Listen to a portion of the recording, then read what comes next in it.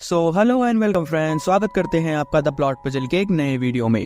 कहानी की शुरुआत होती है और हमें ऑस्ट्रेलिया के जंगली इलाकों को दिखाया जाता है, जहां ज्यादा माइनिंग की वजह से वहां का पूरा इकोसिस्टम इन्फेक्ट हो गया था। ऐसा लग रहा था कि ये जंगल अपने अंदर कई कहानी दबाए बैठा है। और तभी हम एक कैंप को देखते हैं जिसके अंदर इंसानों की कटी फटी लाशें पड़ी हुई थी।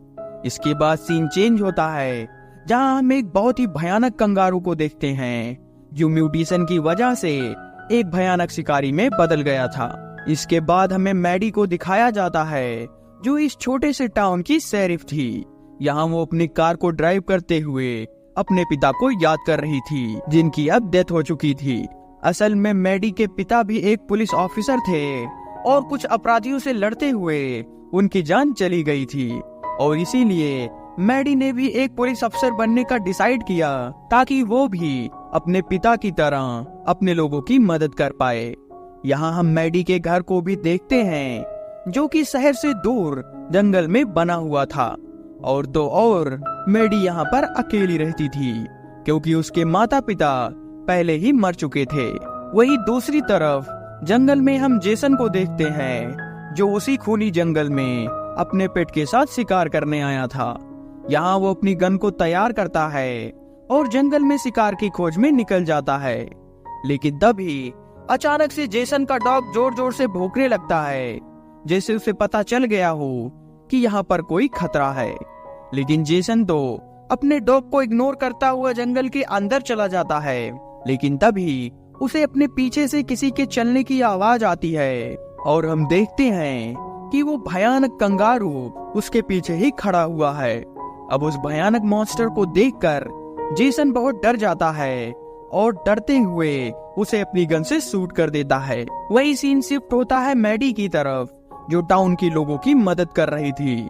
और तभी वहाँ पर जेसन आता है जो मैडी को बताने की कोशिश करता है कि जंगल में एक कंगारू मॉन्स्टर है जो लोगों को एक एक करके मार रहा है। यहाँ वो मैडी को ये भी बताता है कि मैं जानता हूँ कि तुम्हें मेरी बातें मजाक लग रही हैं, लेकिन मैंने खुद उस मॉन्स्टर को शूट किया था, लेकिन उस पर गोलियों का कोई भी असर नहीं होता। मैडी उसकी बातें सुन तो लेती है, लेकिन वो उसकी बातों को नजरअंदाज करते हुए एक बार की तरफ जाने लगती है, क्योंकि वहाँ पर दो लोग नशे में लड़ाई कर रहे थे। यहाँ पहुंचकर मैडी उन्हें सबक सिखाती है और उन दोनों को अरेस्ट कर लेती है। लेकिन तभी उसे बॉर ऑर्नेल डेवी से पता चलता है कि उन दोनों ने एक कार चुरा कर उसे जंगल में छुपा दिया है, जिससे मैडी उन दोनों से उस कार को वापस लाने को बोलती है।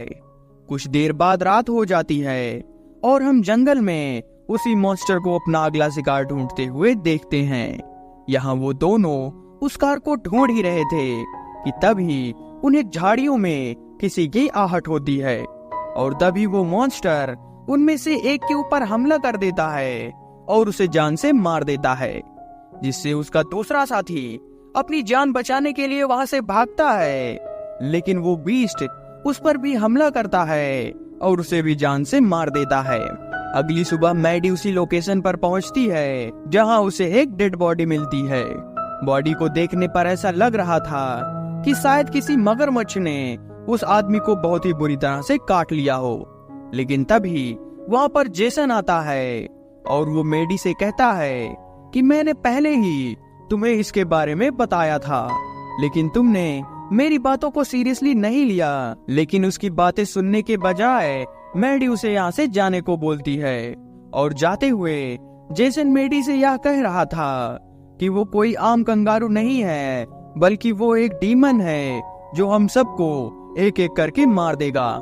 इसके बाद उस डेड बॉडी को इंस्पेक्ट किया जाता है, जहां डॉक्टर मैडी को बताता है कि इन दोनों को बड़ी ही बेरहमी से मारा गया है और उनके शरीर पर अजीब तरह से घाव के निशान बने हैं, जिसके बारे में अभी हमें कोई जानकारी नहीं है। इधर मैडी को लगता है कि ये सारा किया धरा इसी टाउन के किसी क्रिमिनल का है, जिससे वो अपने साथियों से इस टाउन के सस्पेक्टेड क्रिमिनल्स के बारे में पूछती है और उसे एक क्रिमिनल की फोटो मिलती है। फोटो देखते ही मैडी उसे पकड़ने निकल जाती है और बिना किसी सबूत के ही उसे अरेस्ट कर लिया जाता है। अब उसे लगने लगा था कि खतरा अब टल गया है, जिससे मैडी अपने टाउन के बार में जाती है जहां बाकी लोग पहले से ही मौजूद थे। और तभी मैडी से एक लड़की उस कातिल के बारे में पूछती है, जिस पर मैडी बताती है कि मैंने उस कातिल को पकड़ लिया है और अब हमारा टाउन पूरी तरह से सुरक्षित है। तभी उस लेडी का बेटा टोनी मैडी से कहता है कि अगर अब टाउन में कोई खतरा नहीं है तो मैं रात में जॉगिंग करने जा सकता हूँ, जिस पर मैडी हाँ बोलकर अपने घर वापस चली आती है। इधर टोनी रात में जॉगिंग के लिए निकलता है और कुछ दूर जाते ही उसे कुछ अजीब आवाजें आने लगती है, लेकिन पीछे मुड़ने पर उसे वहाँ कुछ भी नहीं दिखता, जिससे टोनी अपनी जॉगिंग को कंटिन्यू करता है कि तभी वो बीस्ट उसके सामने आ जाता है और उसे जकड़कर उसे जान से मार देता है। जब टोनी काफी देर तक घर नहीं आता तो उसकी फैमिली को उसकी चिंता होने लगती है, जिससे वो मैडी के पास कॉल करके उसे सारी बात बताती है कि उसका बेटा अभी तक घर नहीं लौटा है। अब इस बात से मैडी को काफी हैरानी होती है और वो टोनी को ढूंढने निकल जाती है, लेकिन कुछ देर ढूंढने के बाद वो देखती है कि टोनी मर चुका है और उसकी माँ उसे लिपटकर रो रही है। यहाँ वो टोनी की माँ से बात करने जाती है, लेकिन उसकी माँ उसकी कोई बात नहीं सुनती और अपने बेटे की मौत का जिम्मेदार मैडी को बताती है। अब इस बात से मैडी को बहुत दुख होता है और वो अंदर से टूट जाती है। कुछ देर बाद वो जेसन के पास जाती है। दरअसल जेसन और मैडी के पिता काफी अच्छे दोस्त हुआ करते थे और मैडी जेसन को अपने पिता की तरह मानती थी, लेकिन अपने दोस्त को खोने के बाद जेसन काफी बदल गया था और उसने सभी को खुद से दूर कर दिया।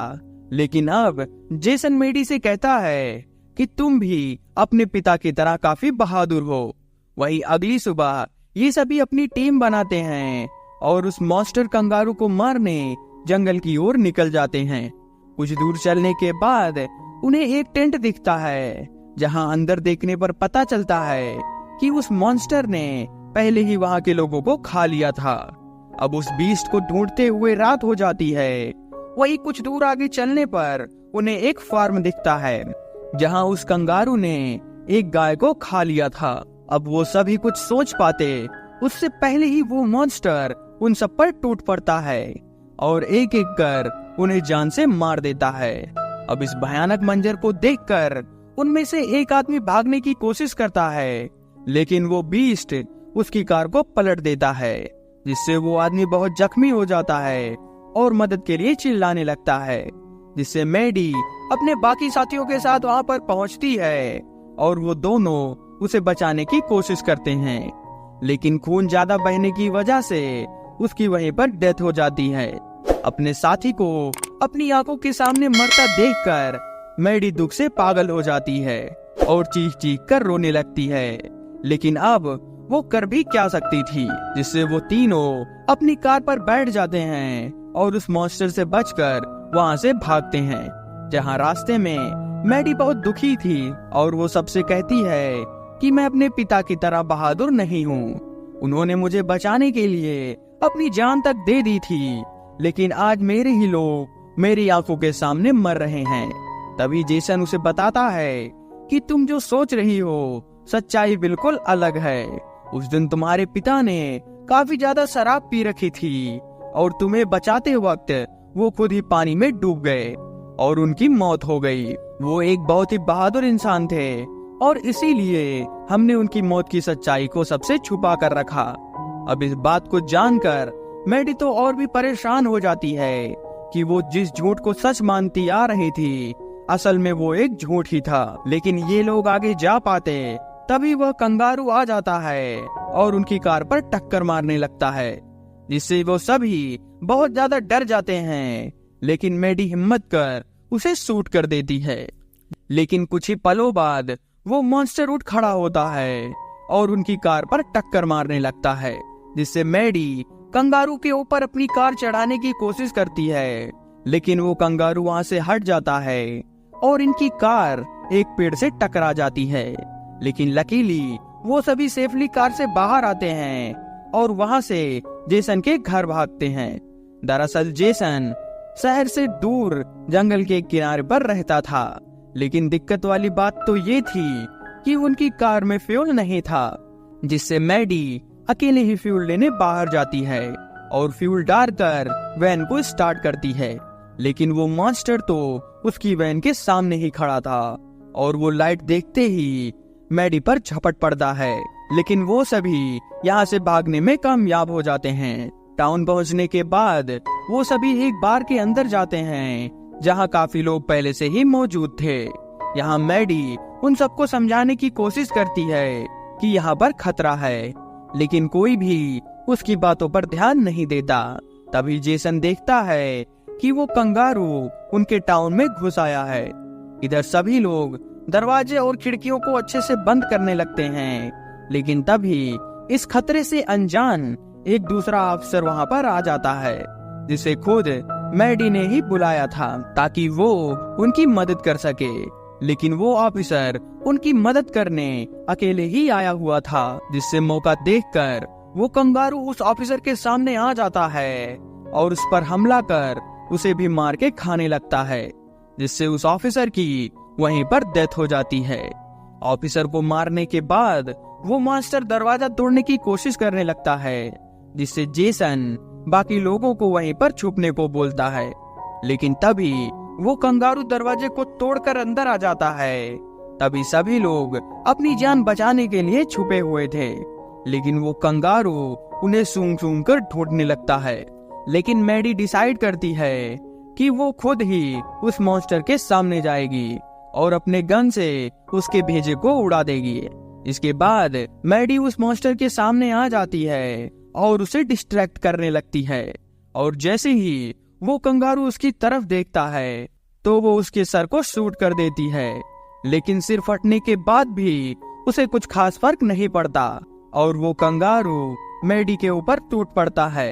लेकिन तभी बार ओनर उसकी तरफ एक कुल्हाड़ी फेंकती है, जिसे मैडी कैच कर उस कंगारू के सर पर वार करती है, जिससे उसका सर फट जाता है और उस कंगारू की वहीं पर मौत हो जाती है। अब मैडी ने भी अपने पिता की तरह उस टाउन की मुसीबत से बचा लिया था। दूसरी तरफ उन दोनों वर्कर्स की लाश हॉस्पिटल से गायब हो चुकी थी, जिससे वहाँ का डॉक्टर काफी परेशान था। लेकिन तभी वो दोनों वर्कर उसके सामने आ जाते हैं, जो कि अब ज़ॉम्बीज बन चुके थे, और वो दोनों उस डॉक्टर पर अटैक कर देते हैं और उसे जान से मार देते हैं। इसका मतलब यही है कि अब ये वायरस जानवरों सहित इंसानों की बॉडी में भी आ गया है। और इसी नए सस्पेंस के साथ इस मूवी की एंडिंग हो जाती है। आपको ये वीडियो कैसा लगा प्लीज हमें कमेंट में जरूर